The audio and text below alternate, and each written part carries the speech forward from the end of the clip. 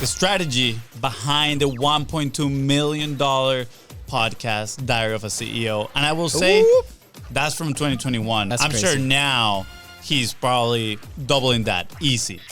A lot of people pay a lot of attention on the thumbnails. Even some creators say they first imagine the full thumbnail and title before they even create the video, right? Is this going to be attractive enough for us to create, if not worth it? Test, and then invest. And we're also going to be talking about Duolingo's marketing playbook to 2x their active user base. Things like, hey, if you don't log into your app, we'll kidnap your family type of deal, right? And literally, yeah. So look at how you have been personifying your brand. Is it you? Do you have somebody in your team? Are you going to create some sort of fictitious personality? Again, are you going to grow to $1.2 million using this strategy?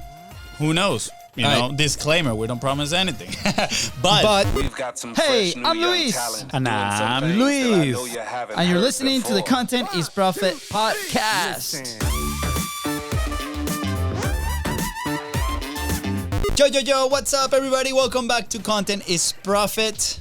We are back here in the studio for a solo episode. Fonzie called me this morning. He's like, no guest today? No problem, bro. I got you.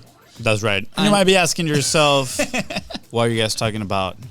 We're talking about the strategy or part of behind the $1.2 million podcast, Diary of a CEO. And I will say, that's from 2021 on an episode that he talked about that he said he was making 1.2 million. I'm crazy. sure now he's probably doubling that. Easy. Not only that, but you know, he has companies that he's an investor of, that he promotes, the relationships that he has built. Yeah. I'm sure this podcast is probably anywhere between 4 to 5 million at the moment. And we're also going to be talking about Duolingo's marketing playbook to 2x their active user base to over 80 million. I'll tell you something. They have not gotten Katie yet. She has not been learning Spanish on Duolingo. I feel like Katie would see their strategy and run the opposite way. But there's a lot that we can learn. Yeah, there's a lot that we can learn from, again, from both. From this strategy, again, are you going to grow to $1.2 million using this strategy? Who knows? You know, disclaimer, we don't promise anything.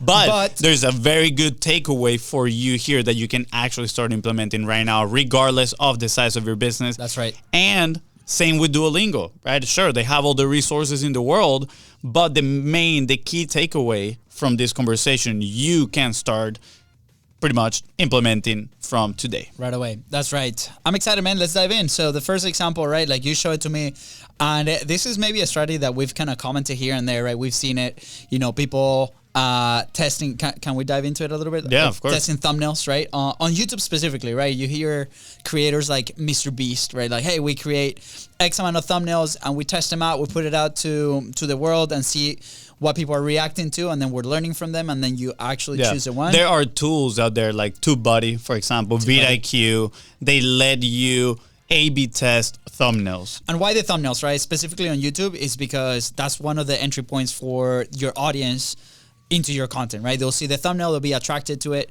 they click on it, and then they present it to your content, right? Yeah. So a couple of the metrics that YouTube is looking for is click-through rate, right? That's the percentage of people that click on that thumbnail and watch your content, right? Yeah, at least that they go into your content. Not sure if they watch it, but... And then the second one is retention, right? Is your content good enough to retain them for X amount of time? Yeah, the watch time. So that's why the thumbnail, a lot of people pay a lot of attention on the thumbnails. Even some creators say that they first imagine the full thumbnail and title before they even create the video, right? Is this going to be attractive enough for us to create, if not worth it? Yeah. So I have a concept that I want you to put in between your ears, in your brain, and cement this. I think this is very important. We share this now with our clients every time I'm on a call with them. I tell them asymmetric effort, right? And asymmetric effort, what means is spend majority of your effort where most people spend majority of their time, which is on their thumbnails and on your hooks, right? If you don't get people's attention in the first 3-5 seconds of the video, people are gonna fall off, and all that effort that you put in the rest of the video is gonna worth zero, nothing. So asymmetrical effort means put more effort where you're gonna have majority of people, right? In copywriting, for example, that would be on the headline.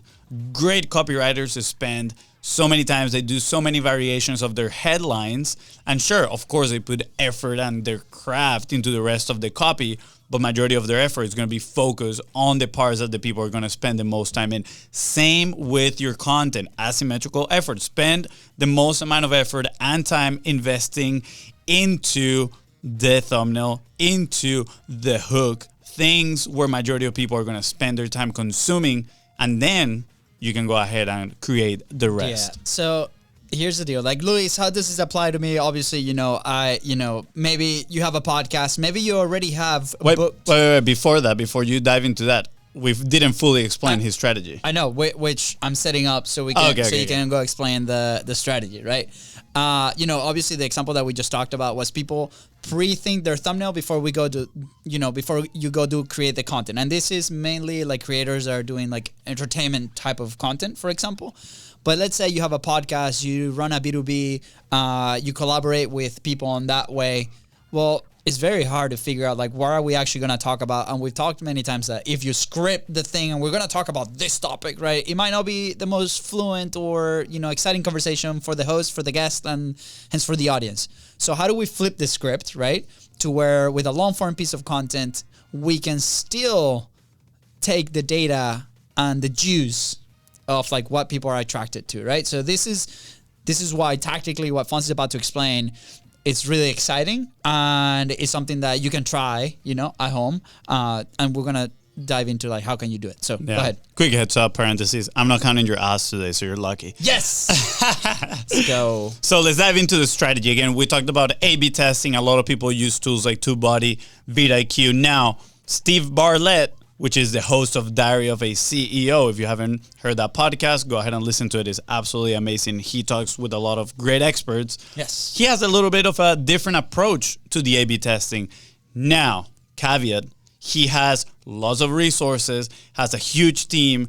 I think he has 1 or 2 people just dedicated to his trailers only on the podcast, and he has people that are strictly dedicated just to creating thumbnails. Now, quick plug here. Remember the 6 levers, right, on your creation side of things, right? And then the publishing pyramid. What are your resources on creation, production, and distribution, right? This is what we're talking about. That's how it fits in the model. Yeah. Point is, the strategy works. Now you gotta scale it down to your own resources and capacity that you have. So what he's doing here is he's not limiting himself just to TubeBuddy and vidIQ, because those platforms are A/B testing once the video is already published. Yeah. So he wants to have a winning thumbnail before he actually press publish on YouTube, so he can maximize the amount of people that are gonna click, right? Maximize his click-through rate.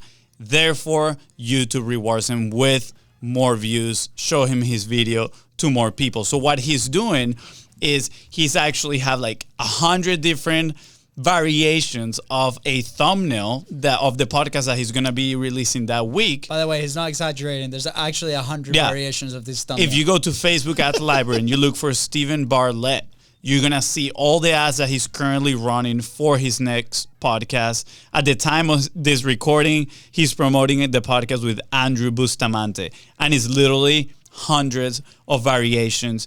And what he does is he is just promoting the thumbnail. It's an image of hundreds of different thumbnails, right? Actually, they're very similar looking. The style is absolutely the same, but the thing that says on the thumbnail that catches people's attention is different. I'm going to read maybe 2 or 3 examples. One says, how to be a good liar, right? That is one of the variations. And the next one says, get people to do exactly what you want them to do.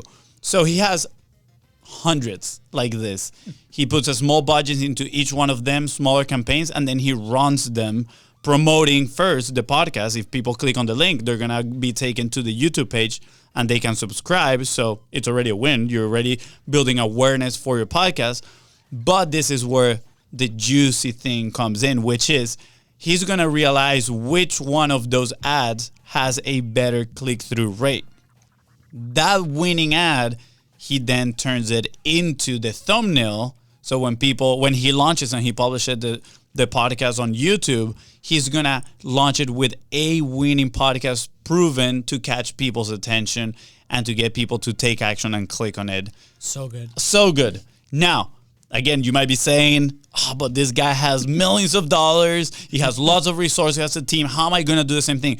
You can scale it down. You don't need 100 different thumbnails. Sure, that'll be absolutely amazing. And by the way, we're gonna put a screenshot here on the screen of like maybe an example of those ads here, right? Where it's like production wise, it's very simple, right? It's like a solid background. You have the face of the guest, and then you have your title, right? And there's methods where you can use tools like Canva, for example, where you can do a template type of deal, and then all you got to do is change the title. And I'm sure that's right? what they do. Yeah, exactly. They have a main piece, and then they obviously your team or whoever is going to do that is going to find an efficient way. Hopefully, they find an efficient way to do this. Now, if it is you doing it, you don't need to do 100, right? You can start by testing 2. You can start by testing maybe 5. And you don't need to be spending hundreds of dollars on this. You can put $10 behind each one of them. If you're doing 5, right, that is $50. Can you spend $50 into creating awareness for your podcast, driving new subscribers to your podcast, and at the same time, figuring out which one is the right thumbnail for you? Again, asymmetric effort. Spend effort and resources up front on the part that most people are going to consume so you can maximize your results. I freaking love this. And as we're going through this, obviously, full transparency, I don't think today we have the resources to run 100 of these ads, but I think we can start testing for at least like one episode a week. 100%. Where we can start doing something like this. So I think that would be a cool experiment to run on our side internally. Obviously, we've followed this guy for quite a while. You have followed this guy for quite a while. And, there's some things that he does on his show that we've done on our show and on our clients. So that works. So we're like, perfect, model what works, right? So on your side as a creator or, as a creative director of your company, if you're in that role, what are other companies or other creators doing that are working, right? Look at the successful publishing side of things. So obviously, I'm very excited for this specific tactic because it's very doable, right? A lot of on YouTube, the YouTubers talk about testing it inside of YouTube because that's their platform. But as a podcaster, we're multi-platform, right? You're on the audio side, and then obviously that's the title that also can be the title of the podcast itself because maybe it's not just a picture, it's also what we say inside of that. And but anyways, I think this is super cool where we can start testing it out internally for us, and I'm excited to see what comes out of it. Any other I'm you want to add there? I'm just excited. Yeah, I'm excited too. It's definitely a great strategy. I don't think I've ever seen it before. Now, the key takeaway, this is actually that we've been saying for a while, is test, then invest, right? That was actually part of our first publishing pyramid guide that we created that had a little workshop site on the back. And one of the key takeaways was test, and then invest. Here's a cool test. We talked about the long tail of your content, right? Like the content that you have published and people continue to download, right? On the audio platforms, that's very common, right? We have episodes that for the first 30 days, they might not be top performers, but because of the title, people are searching for that specific content, that specific person that comes into it. They continue to gain downloads on the back end. Same with YouTube, right? We have a couple episodes that they continue to perform really strongly. So I'm curious, running this not only for your new episodes, but also for your older episodes that might not be performing as good, running that and then updating the thumbnails and updating the titles inside of YouTube maybe can give them a second life and people can start downloading those. So that's a good reminder. There's actually a creator, I forgot his name right now, but he runs a channel called Film Booth, and he is one, I would say, of the leading education creators out there on YouTube. And his course, he actually sells a course that the whole premise is creating incredible thumbnails to revive some of your content. A lot of his testimonials are people coming back and saying, I had this great video I spent so much time creating, but it flopped. I changed the thumbnail. All of a sudden, it's gaining so much traction. That is correct. Maybe we can do the same exact thing with the podcast. We have some incredible guests that have been in Content is Profit, right? And it's such a disservice that we cannot present that or do our best for people to listen the advice that these people are giving on the show. Yeah. So there we go. That's our to-do personal for us. Yeah. We're going to grab maybe the 5 episodes that we want to do this with, create a few thumbnails for them, and then run the strategy. I love it. Let's move on to the next topic. Do you remember what it was? Oh yeah, baby. The Duolingo app that teaches you different languages, specifically Spanish. Talking to you, Katie, my wife. But we came across a bunch of content not so long ago about what they're doing strategically to increase the subscribers, right? And it's a massive number. Well, active users. It's insane. The app, it's insane. Their social media, it's insane in the actual sense of the word. It's weird as heck. They're running wild. Yeah, they're running wild. But, we're going to share how they grew 2 times their active user base. They grew it from 40 million active users to 80 million active users in something like 2 years, which is out of this world. It's insane. But I want to share a little bit of the story because I think it's also an interesting story. The founder is actually a Guatemalan entrepreneur. And he actually created reCAPTCHA, those little things where you put the letters on Google that are very annoying when you're trying to sign up, right? That they think you're a robot. Well, he created that and he sold it for like 10 million. Well, the article quotes somewhere between 10 million and 100 million. That's a big gap. That's a very big gap. But later on, he came up with the genius idea of starting Duolingo. And he got founders like, he had investors like Tim Ferriss and Ashton Kutcher, some big investors in there. That's cool. Now, fast forward to 2014, they're raising $20 million and they have 25 million registered users. Pretty good. But their growth has been insane. Since then, they now have 500 million users. Actually, that was by the end of 2020, so now they might have more. 500 million users. And now they have 83 million active users. That is absolutely bonkers. People that are literally logging into the app. I think it was at least those 83 million people were once a month, but they have 24 million people that they sign up into the app, that they log in every single day. And this is not to play games. This is actually to learn a language. That's to learn a language. And well, obviously, they've done multiple things for their success. Part of it is gamifying the app. If you never use Duolingo, it's a fun app to use. Yeah. Personally, I don't know how much it actually teaches you a language, but it must. If people keep coming back, it must learn it. I have a preference. I use one called Pimsleur. I think it's better. Duolingo. I'm sorry about that. But lately, they've been doing marketing, what is called unhinged marketing on TikTok specifically, which is just straight up weird. It's meme heavy. They do a lot of memes, right? But it's just, again, straight up weird. You see these things and you start laughing. You're like, what the heck? The one that I saw the other day was their mascot, Duo, right? And it was portraying a bouncer on a club. And the people to get into the club, they had to show them their streak, meaning how many times they've been doing Duolingo in a row. How many days in a row? In a row they used it. And one of them didn't have it. And he's like, no, you're out, kicked out. And then this is like the Duo is just raving out there. Again, something super random, super weird. But I saw it, I laughed, I shared it with you. And I was like, this is awesome. Then I started going through their whole Instagram. It's just, again, I don't have any other words. Straight up weird. Things like, hey, if you don't log into your app, we'll kidnap your family type of deal, right? And literally, yeah.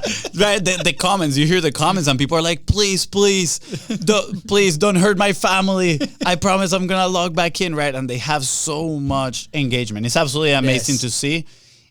And honestly, you would imagine brands like that would be all about being professional. Right, about, all right, we're going to keep it all super branded. But they did a big shift because they weren't like this. Well, they shifted, and now I think this is actually a better brand, and they're catering to younger people as well. And again, elements, right? Like lean towards the polarization side of things, right? Like they obviously, their main objective is getting people to use and be active on the app because they're going to provide the result of their product, which is learning a new language, right? So for that to happen, people need to use the app. So how do we get people to use the app? Before that, how do we get people aware of the app, that the app is actually on their phone, because it's happened to me, right? For example, I want to refresh on my Italian, so I downloaded the app, I did a couple sessions, but then life happens and then you forget to use it. How do we re-engage those customers that are already there, those users that are already there, and gain new ones? Well, it's all about the attention. So how do we get the attention? So for them, the strategy was going, hey, let's go full polarization, full unhinged, right? Culture references, meme references, crazy jokes and things where it will start the conversation, right? You have people that are going to love it, like us, for example, right? We're like, oh, this is actually great. We go towards the side of the comedy, right? Maybe darker comedy, maybe a little bit, right? Yeah. But there's also... I'm going to be honest. I saw some of their posts that I was like, this is just straight up weird. Yeah. It doesn't really call to me, but some it's of them... memorable, right? It's memorable, right? Some of them are pretty funny. But you remember, right? At the end of the day, it's like, okay, how consistent can we be with this? Like, how frequent can we be with this? Because you're going to get winners. You're going to get pieces of content or engagement side of things that are not going to be winners, and that's okay, right? And then you're going to have the people that really love it or remember it, and then you're going to have the people that might not love it and might not remember, but guess what? They're not your ideal clients, right? Because then these people might reignite the relationship with you and your company. So, as we were walking and talking about this episode, I told him, like, I would love to see the pitch of the person that had that idea to the CEO, right? Yeah. And we made a mission. We made a mission to actually find out who is their main creative out there at Duolingo. We're gonna bring them to the podcast. Yeah. Hey, this is like Taken. We're gonna find you. We're gonna find you. We won't kill you, but we'll bring you to the podcast. So there's a principle in this, right? Again, sure, they have probably a huge creative team that is making all this stuff possible.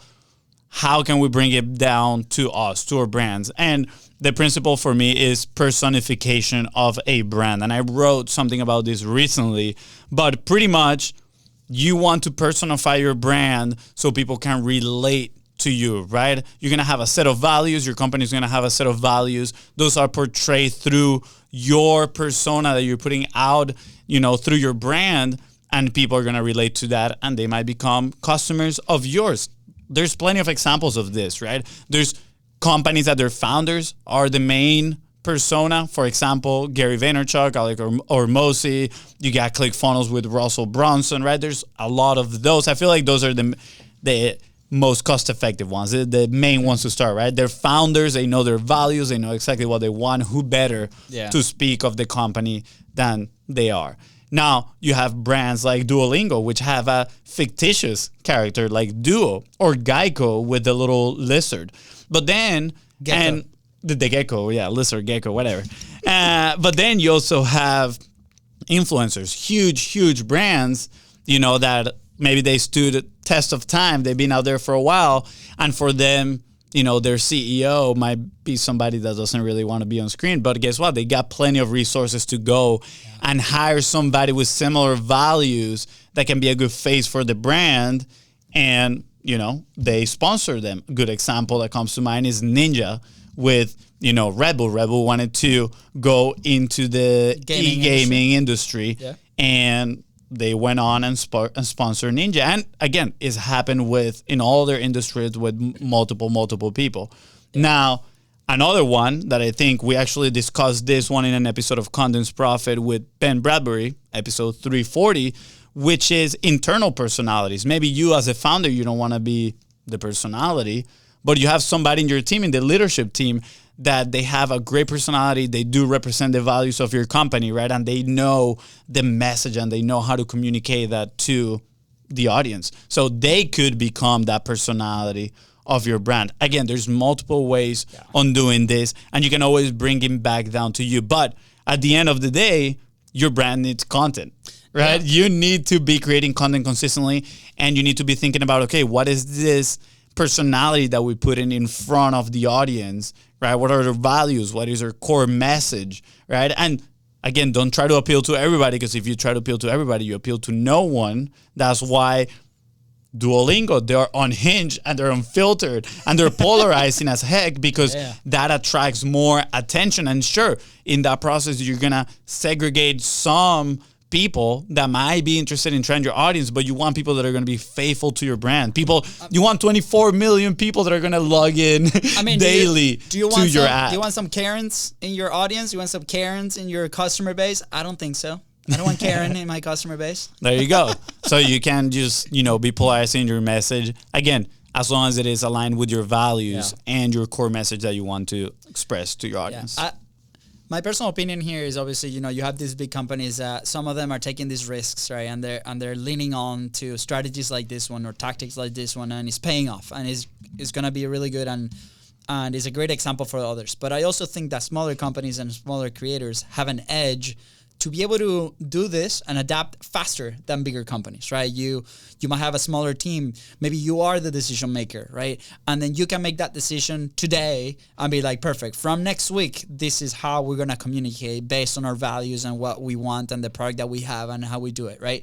So, earlier today, we're talking about, can we do, on our specific example, right? I ran a specific value proposition of one of the episodes through ChatGPT and be like, hey, ChatGPT, let's see how funny you can be, right? Write a skit about a minute, right? And not too funny. Not too funny, by the way. I laughed at the end. I thought it was hilarious, but the build-up was a little slow. But anyways, and I read it to Fancy. We need to feed him the episode that we did with Mike Freeze, so it learns that people need to laugh every 30 seconds. Yeah, but here's the point. It's like, okay, can we try a new piece of content that resonates with us, right? Obviously, we like comedy. We like to be funny. We like to laugh, right? How can we relate it to the wins that we can provide to our audience, for example? And then how can we create something that's really unique and see what happens? Obviously, there's going to be people like, oh, this was cringe. This was horrible. Like, I don't like this, guys. Don't do it anymore. There's going to be people that are going to laugh, or there people are going to be, loving dad jokes like me, and they're going to be like, this is actually great. But at some point, there's going to be there's going to be that engagement. There's going to be something like that. So maybe that's something that we do. Again, we have to align it with, our levers and our publishing pyramid and resources and things that we do on internally. But start thinking about those ideas on how can you lean into strategies and tactics like the ones that we talked about today for your advantage, because you are in a position to gain a lot of ground very fast and capitalize on it very quickly. Yeah. So let's recap on today's episode. First, what strategy you can do to build your podcasting brand, and it is a test, then invest, right? We talk about A/B testing specifically on Facebook before you drop your episode, so you have a winning thumbnail, so you can maximize that click-through rate and the attention that you're getting as soon as you launch your podcast. And then the second one, we talked about the Duolingo marketing playbook to 2x their active user base, and the principle there was to personify your brand. So look at how you have been personifying your brand. Is it you? Do you have somebody in your team? Are you going to create some sort of fictitious personality, right? But at the bottom line, at the core of this, you need to understand what are your values, what is your core message that you're trying to communicate with people, and don't be afraid to be polarizing. So good. This was pretty good. I absolutely loved today's episode. Lots of fun. I like when we do this ones. I really do. And if you are looking to fully blow the creative potential of your brand, make sure you hit us up on the DM at BizBrosCo. We can help you set up the systems, right, to create consistently. And we can provide you with also resources to make your brand look super nice and tasty. Nice and tasty. Nice and tasty. Is that the new tagline? Maybe. Your nice brand and tasty. Can be super nice and tasty. With that said, guys, thank you so much for tuning to the Contents Profit Podcast. Go ahead and follow the show in your favorite podcasting platform and on social media at BizBrosCo. That is right. If today's episode helped you move one step closer towards your goal, please don't forget to share it and comment whatever. I forgot what it comes here, but just do something positive. Do something positive. And we'll see you on the next one. Bye, guys. Take care.